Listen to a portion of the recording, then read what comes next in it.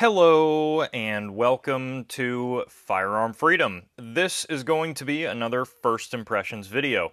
In today's First Impressions video, we are taking a look at the new HRT ARC Battle Belt. And before we get this video started, I want to let you guys know the #1 way that you can support everything I do here on the channel, and that is checking out one of my awesome pieces of merchandise on the Firearm Freedom merchandise store. That is the first link down in the description. I have some awesome new t-shirt designs that I know you guys are going to love, and I seriously appreciate you repping the brand.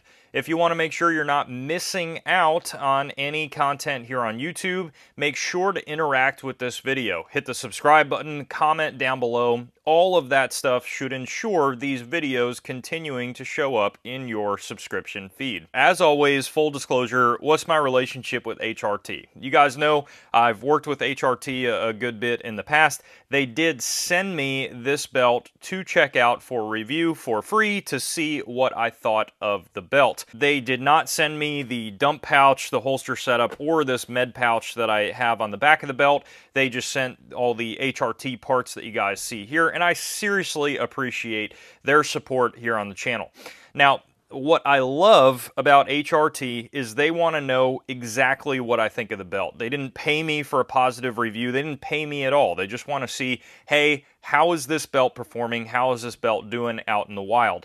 This is a very new product. I believe they're officially launching it this week on their website, and this is currently available for purchase, I believe, right now, but it may be a few days. Usually, my reviews of HRT products are incredibly positive, nothing but positive, and that's because I absolutely love their chest rigs and plate carriers and other things. It's some of my favorite carriers and pouches out there on the market. I absolutely love them.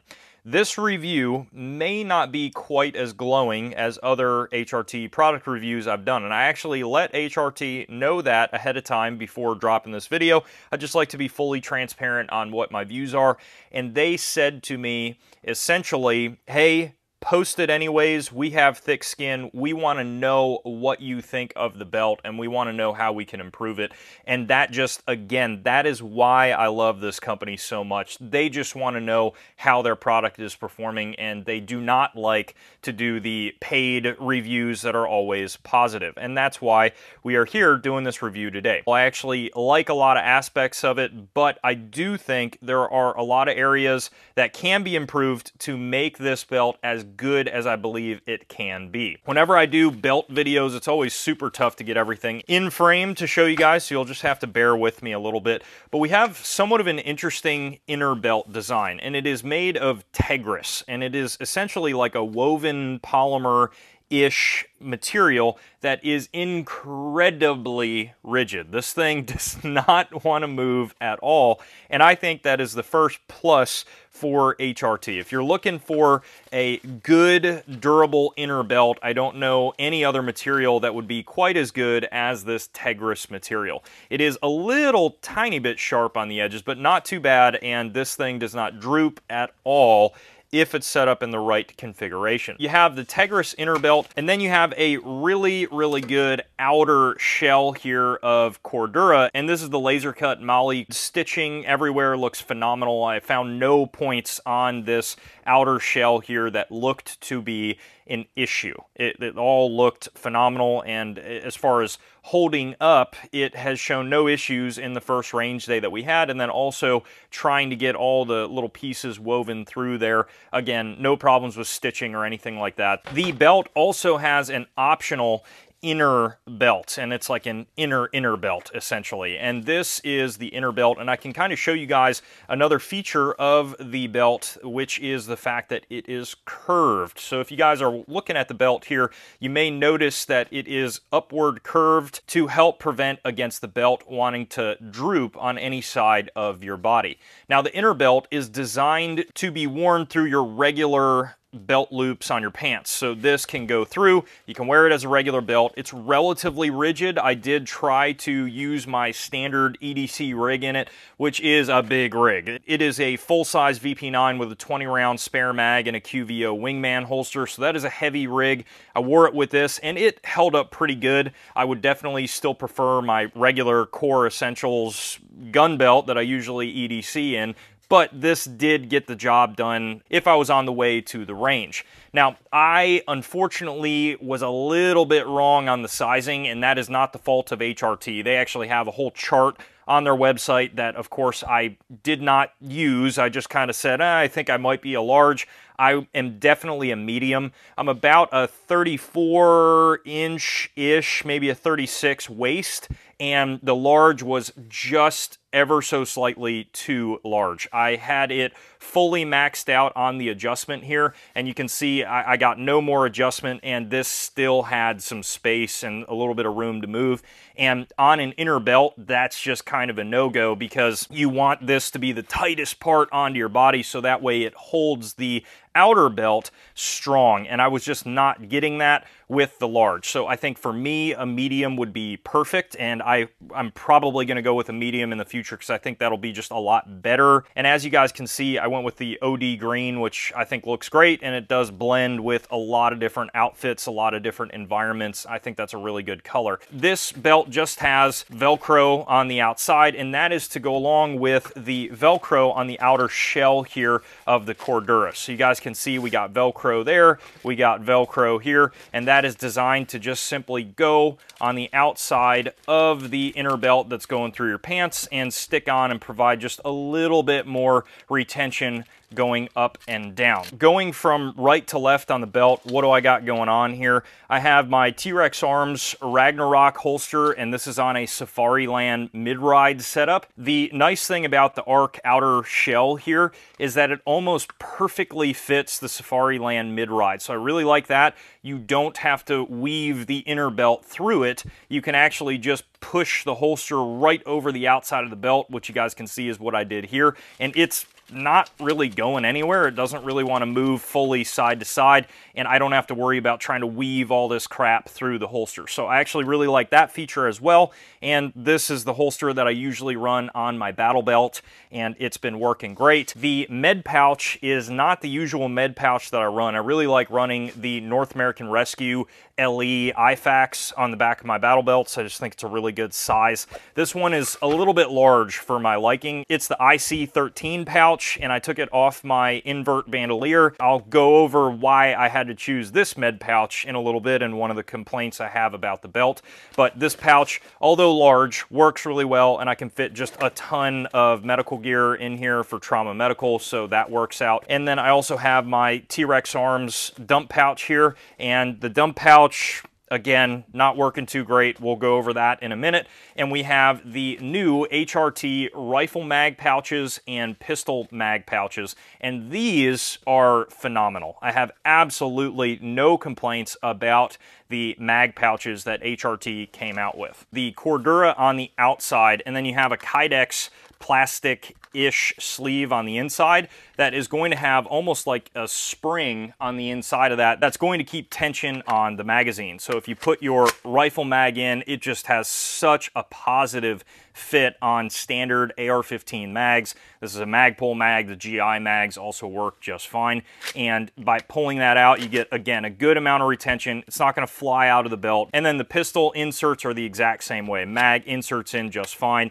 It has a really nice retention fit, and these are steel VP9 mags. It also works with Glock mags. It's a little bit tight, but not overly tight. I think for the mag carriers, they knocked it out of the park. The only other thing that I would highly recommend you go with if you're gonna get this belt on HRT's website is they have an optional Cobra buckle. This is the first time I've ever messed with this style of clip here, and this is just what the belt comes with. The optional Cobra buckle is, of course, going to be more money, but it is definitely not overly priced. It's about what you would pay for a Cobra buckle, and that is by far the way. This clip design, I'm just really not a huge fan of. Once it's on, it's on. It's not a huge deal, but trying to get it on and off and like do it with some speed is a little annoying, and I'm not a huge fan of it. I actually don't mind that clip design on the inner belt. I actually think that's the way to go on the inner belt because it allows you to have a very, very, very flat piece here that the outer belt is going over. So I think that's the way here. Now, we have to get into my minor complaints about the belt and why I think if these improvements are made, which normally HRT is really, really good with listening to customer feedback and changing things to make them a lot better. One of my first bits of feedback for HRT is not bringing the outer shell fully through the belt. I think that's really not the best move on a few different fronts. So it's hard to see right now on the tabletop because I have it all covered up with gear, but the outer belt here actually stops. So you have a right side and you have a left side, and then the back is just completely open with Tegris. Now, the Tegris has these two positions which are essentially kind of like Molly, but they're very close together, and you don't have two additional pieces here to weave the pieces of kit in. And the issue that I have is that I really enjoy mounting my med pouch like horizontally rather than vertically, and I like mounting other things in that way, and you take out a lot of the modularity that that back portion has on the belt. If you look at the standard outer belt here, you have the ability to weave things sideways, and that I think is huge on the back of the belt. And you also have, of course, the ability to mount it this way as well. So I think not doing that really is cutting down for the ability to just mount things on the back of the belt. And also, just from an aesthetic point of view, when I first started to see the photos start popping up on HRT's website, it looked incomplete to me. It didn't look like it was fully ready to go. It looked kind of like it's missing a piece in the back. So I think adding just one continuous sleeve of the outer belt would definitely be the way to go. It gives you modularity, and I almost feel like maybe it would be easier to manufacture just one piece continuous than just do multiple pieces, all over the place. I guess from a standpoint of being able to quickly remove one whole piece and add on another piece with different attachments may be cool over time, but I just think overall the market is going to much rather have the back piece filled up with more mounting opportunities. Now, the other thing that this does is you don't have as wide of a space here. So with the ability to mount, say, something like this dump pouch, now I'm sure there are other dump pouches out there that may fit a little tighter on the belt itself, but this is a favorite dump pouch of mine, and you can see because it's just Tegris here, it's got a lot of movement room, and that's just not really working. At the range, because of all that movement, my dump pouch was really drooping down, and ultimately that was pulling the whole belt down in the rear. And also, you don't have now any Velcro to stick on the back of the inner belt. So you don't have more Velcro holding that back into place. So I was really getting the belt to kind of droop down a little bit in the back. And that is also why I had to go with this IC13 pouch, which has this kind of unique system of mounting where it's just two sections, massive sections of Velcro to hold it into place. I had a really hard time trying to mount in the North American Rescue pouch because usually I mount that horizontally, and there's just not really a way to do that. And then when I tried to just use the two slots of Molly on the Tegris pouch, it was too close together. It was really cutting into my straps, and I was actually worried it was going to cut through the straps over time, over use on the belt. So I ended up just doing this, but this is just kind of not the move. It's way too heavy and it's moving all over the place. Another kind of not necessarily complaint because you can choose one or the other, but I would definitely go with standard malice clips. Although the Tegris is going to be crazy durable over time, they went with the Tegris malice clips as kind of like the go-to. You have to specify if you want to go with the Tegris malice clips or just the standard plastic. Malice clips and really setting up a battle belt, it doesn't matter the battle belt. Setting any piece of kit like this up is always a pain in the butt. It is really tough to get everything woven through because the give and take is you want a belt to be incredibly rigid, but when it's incredibly rigid, it's really tough to mount things to and get it set up. So I always have little temper tantrums setting up these freaking belts.